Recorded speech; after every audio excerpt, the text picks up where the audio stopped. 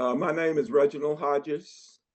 I was born in 1944. I'm the son of Samuel Hodges II, who is the son of Sam and Fanny Hodges. Sam, your grandfather Sam. So he's born after slavery in the late 1800s, this Reconstruction. How did he get from there to this magnificent farm, functioning? Who was he? Where did that come from? Believe it or not, a lot of the talk that took place on the porch at the house between Honey, Mill, Bertha, Jim, Marion, my father, a lot of it would talk about exactly that. How did this man go from his meager background at the end of slavery to become one of the largest Black landowners in the state of North Carolina? And it was difficult and it was both interesting. During the Reconstruction period, a lot of Black families were leaving the South because it was so difficult to survive, and they were moving to the North where they could get jobs. But something in Grandpa made him believe that he could make it in the South, and he wanted to own land himself. And he felt that by owning land, he would be in charge. You weren't in charge by your education or who you related to. If you owned land, that made you important. So from a young age, Jim, my father, Honey, all said he wanted to own land. And I think he started acquiring that land before he was even 20 years old. And he would much rather have the land than money. He thought money uh, was not as valuable as the land. He acquired that land that is the farm, but he actually owned much more land than that. He owned over 1,000 acres at one time. And he thought owning that land was his indication of being free and being a responsible, individual within the community. Um, he was respected all over because of that. He had many other skills to go along with just being a farmer. He was a wheelwright. He made the entire wagons. The metal that went around the outside of the wheels, the spokes in the wheels, built the wagons. He was known for that. He was a blacksmith making tools. He was a cook. And uh, Jim and my father told me about the story of the first car that came to Fayetteville in the early 1900s. That car broke down after about 3 months. And there was no one in the town could fix it. And someone said, well, Sam Hodges could fix it. And they went to Hope Mills and got Sam Hodges, and he came back and he fixed the car. So he became sort of like a mechanic too. He was a horse doctor. He actually operated on horses, even though he never went to school a day in his life. He could read. And my father and Jim said that Fanny, who had gone to school, knew how to read, and she taught him how to read. So he could read legal documents, but he didn't sit around reading books and things. So he became a respected person in the community for all of his varied skills. And he was a leader. He had a very strong religious background. He believed strongly in education. He was a very strong family man, and he wanted to protect his family. He wanted his individual children to succeed. Honey went off to study, I think, in South Carolina for a while. Alice became an outstanding individual. Jim, through his various things, these children all succeeded. He was at time considered uppity by the white people in the community. And he kept a gun over his door, over the back door, in case, you know, anyone really came there. He was going to protect his family and he was going to protect his farm. And I remember as a child that shotgun, double barrel shotgun, was kept above the door because he was going to protect his house, his family at any cost. Grandpa built the house himself, which meant cutting the wood, hauling the logs, having the timber milled for the house. Uh, there is a year that my father said that people could actually sleep in the house and live in the house. It was 1911. And in records that exist in the Cumberland County office, 1911 is listed as when the house existed. But I know the family did not live there as a family in 1911. Maybe someone could sleep in the house, but the house was not occupied by Grandpa and his family. They still lived in Hope Mills across the lake, crossing the lake from Hope Mills. They lived right on the right. It was the first house there. That's where my father was born. And he remembered as a child growing up a few years in that house, and then later spending some time out on the farm, spending some time back in Hope Mills. So the actual time that they moved to the farm was over an extended period. My father talked about living in the home with Jim and his children. My father was born in 1913. So when he was born, Jim and Alice were already adults, and Honey and Bertha and Mill were teenagers. So my father was the baby in his family. And over the years, he came to look at Honey sort of like a second mother to him.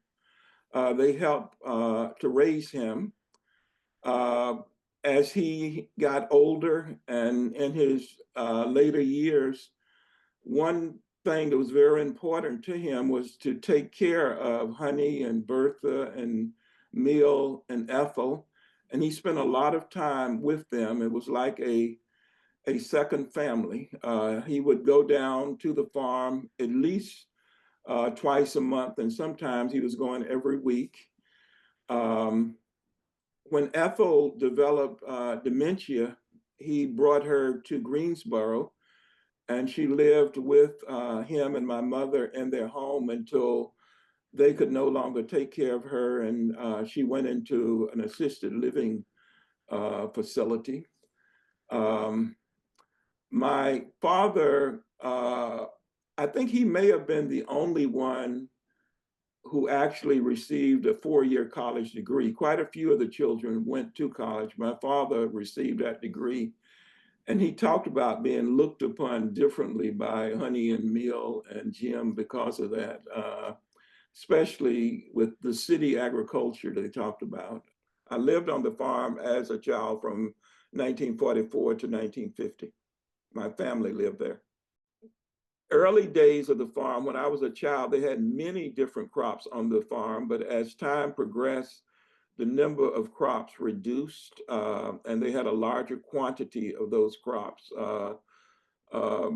It became a farm where tobacco and cotton were the main producers of income, but the farm also grew everything else, watermelons and wheat and hay, and these things were used on the farm. There were cows, several mules, there were horses, we had pigs. All of the different fruits and vegetables stand out. There was an apple tree right outside of the window of the kitchen, and that's where Honey got the apples to make the apple pies. There were 3 pecan trees, there were muscadine grapes. So there were all kind of vegetables around. So those smells, those sounds, those people, those are the things that stand out in my mind.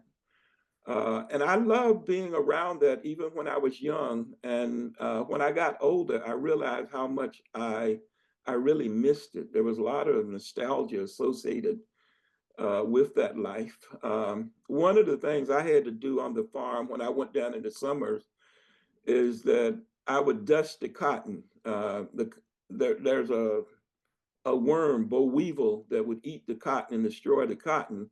And you had to spray these chemicals on it. And I would drive the tractor up and down the field spraying the chemicals. And we were actually using DDT, which was eventually outlawed. But Honey knew that DDT was bad before this ever happened, because she wouldn't allow me to bring my clothes in the house after I'd been out working with the DDT. I had to leave those clothes in the barn and put on another set of clothes and rinse those clothes in the water, and then they would be washed later. So that was one of my main jobs. I was involved in taking the tobacco out of the barn, but I was a city boy because I only came there in the summers. The people who lived in the area, my cousins, they were the real farmers. I can remember from Scotch and May's family, Yvonne and Cynthia were always telling me how to do things better. If it was the chopping of the cotton or doing anything, they were showing me. And I had my peers, cousins too, that I spent a lot of time with when I was there in the summers. The people who would have been my age were Jean, Faye, and Alan from Uncle Scotch and Aunt May's side of the family. Um, Clarence and Bernard from Jim's part of the family.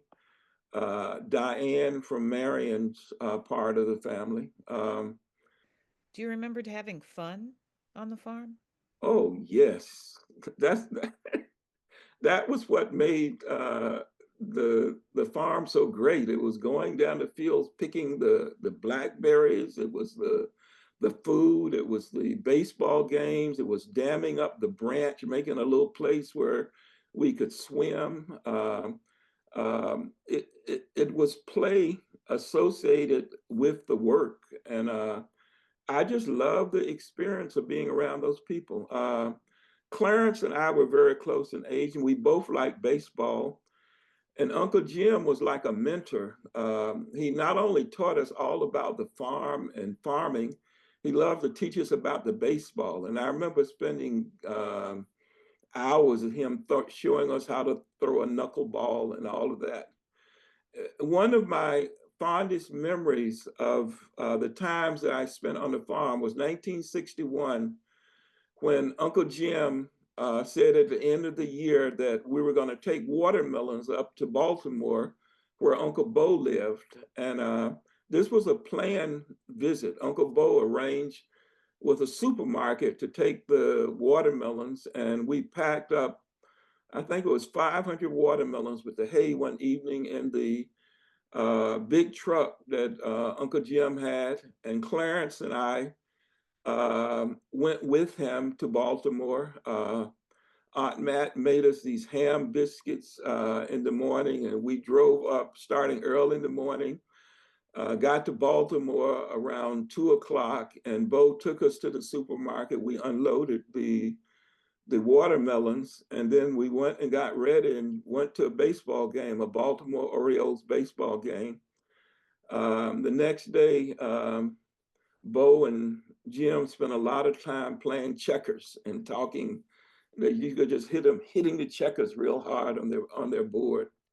And Bo's wife, Anastasia, made us biscuits and ham biscuits again. And so we had ham biscuits going up and ham biscuits coming back. And you couldn't have any greater vacation than that trip with Jim and Clarence and all those biscuits in the truck. Jim would talk to us about the great people he had met in his days playing baseball. He played baseball in Baltimore, and he took us by and showed us where the field used to be that he played on. And he'd talk about the great people he had met and actually played baseball again. So to me, that was a glory time to hear that and be around Jim. My father loved the farm. It was always his home, even though we lived in Greensboro. Home was on the farm. After Grandpa died, my father thought it was very important to try to consolidate the farm back into one piece as a farm because grandpa had willed it in strips to all of the children. And he thought the farm's identity lied in it being whole. So he was able to assemble the farm around the house back into one piece by purchasing and negotiating the land from Honey, Mill, Ethel, um, and those. And he consolidated and got it back into one deed so it's not broken up in all the strips the way it was originally. What was his relationship like with his dad? Um, his father influenced him in many different ways. The values of farming, of church, of being on time, all of these were values that my father said that he got from his father, and he passed them on to his children. Um, my father said that grandpa was very strict. He did not allow people talking back to him. Uh, Even when he was teaching people how to swim, he would throw them in the water instead of giving them lessons. If you didn't get to the table before the prayer, you didn't get to eat, and he meant that. So he was a very strong disciplinarian, and he also had strong family values. He valued education. He thought the church should be the center of everything in the home. These things were all important to him, and he passed them on to his children. One thing my father told me is that grandpa told him that if you take care of the land will take care of you. And that was something that stuck with him, and he used to pass that on to us all the time. So, as a boy, your dad was devoted to the farm, the farm in Hope Mills. I mean, that was, he worked the farm. My father worked along with his father growing up. My father learned all about agriculture, about animals, and about tools and everything from uh, his father. My father went to school in Hope Mills, and when he reached a level where they no longer had the higher grades, I think the school in Hope Mill stopped at 10th grade. My father went off to live with someone in Fayetteville so he could continue going to school. He went to E. Smith, but I don't think he ever really finished the 12th grade. My father said that in those days, they tried to keep uh, Black people from finishing the 12th grade because they want to go to college. So it was hard to get to the 12th grade. My father wound up going to college, having attended public school, I think he said for 13 years, but he did not have a high school degree, but he was able to get into college. He went to Johnson C. Smith for one semester, then transferred to A&T. Then he brought his agriculture knowledge back to the farm, and that's where Jim and my father thought that some of the things that he was saying were sort of funny to them. Oh, city farming, that's what you refer City to. farming, yes. When my father finished college and moved back, he focused on work on the farm in addition to his other work.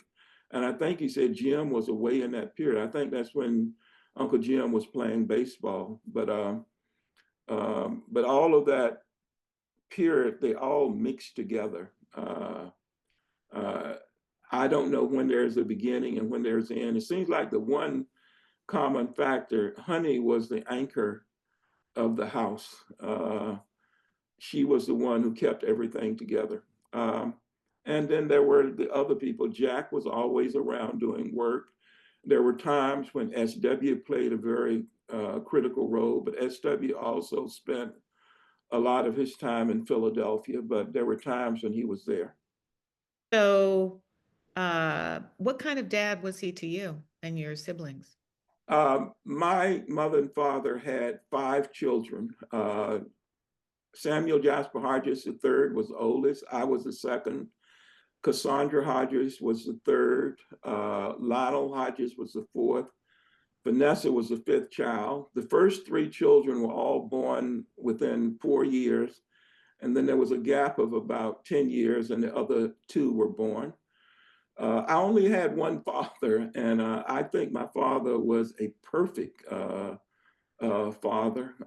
I know some children look back on problems they had with their father, but I never had any. Our father always was involved with Christmas, vacations, with us in school. He was the neighborhood father.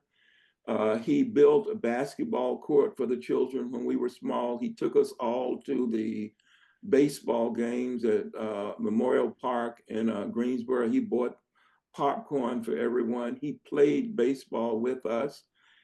He coached the church under 12 basketball team. So he he was a real father. He taught us the uh, values of work, of honesty, of going to church. He always stressed those things. And we started working as young as 11 or 12 with our own paper routes. And he would sit down with us and talk about the importance of keeping records, being on time, paying the bills, planning, and all of that. So all of those things he stressed throughout his life. And I think he passed those values on to all of us, all five of us. Growing up was interesting too, and there were family links. From an early age, we always had someone living in the house with us who was a Hodges, who wasn't necessarily one of my mother and father's children. And these other children that my parents took care of, well, they were like brothers and sisters to us. Number one would have been Claretta. Claretta went to school in Greensboro and lived with us throughout high school. And we always thought she was going to go to Bennett because other people in family, she wound up going to Fisk. But Claretta was like a big sister. When Claretta left, Dorothy came to live with us. So Dorothy was there. So we always had someone in the house living with us who was not a direct descendant of Sam and Virginia Hodges, but was a Hodges, and they were like sisters and brothers to us. Mm. Let me add a couple of things that my father was very proud of. Okay. He was very proud of having played on the 1937 basketball championship team at A&T and being inducted into the A&T Sports Hall of Fame. In 1960, he had the opportunity to work with a group of African students that the US government had sent to A&T to train to replace the colonial governments in West African states in Sierra Leone, Ghana, and Nigeria. My father worked with those students for several years, and that developed in him an interest in Africa, and he always wanted to visit Africa. And when he retired, he was able to come to Africa several times and to link up, reconnect with students that he had taught 15 or 20 years earlier. Celeste and I were living in Africa then, and he stayed with us a couple of times, but he also stayed with some of the students he had taught at A&T in the 60s. That was something that he was very proud of. It was like a high point in his life to reconnect with Africa.